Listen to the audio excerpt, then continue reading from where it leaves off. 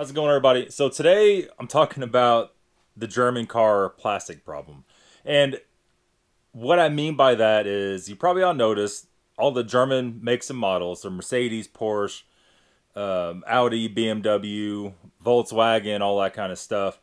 It seems like the plastic parts fail prematurely. And it seems like especially when it comes to wire coating or engine parts, thermostats, water pumps, when cycled in heat for a long time, the plastic on the engine turns to like a flaky type material. And when you see the Toyotas and stuff like that that's made in Japan or made here, they don't have that problem. And a lot of people ask me all the time, how come German cars use so many damn plastic parts and they always fail? That is true to an extent. Most of the time the failures aren't until after 100,000 miles. Depends on what it is and what kind of issue it is. So, I would say,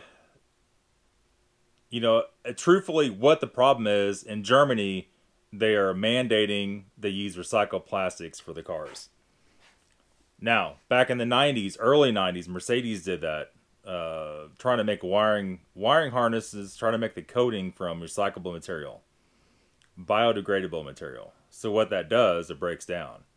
So once the cars get a few years on them, the coating's breaking down. We see that on the headlights from Hella on this E60. The coating inside is breaking down. We see that on BMW headlight adjusters. We see that on the water necks or the hoses. They crumble on the coolant hoses. And that's the situation. That's a very sad situation. And in fact, Germany's so obsessed right now with being green that even the new Porsche stuff, some of the older Porsche stuff is also unfortunately made with that same material. And they tout that like that's a good thing. And that's very sad. Porsche has been very dear to my heart as a brand for many years. They're always known for the reliability in the 911s and the Caymans. Not so much the SUVs, because the SUVs, they use a lot more recyclable plastics. So that's the situation. I'm going to keep this very short. I'll put a link in the description of the article I was reading about this.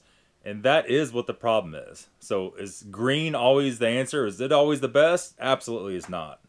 If you want to make a throwaway car, yes. But these are not supposed to be throwaway brands, especially when most of them start at $50,000 and go up.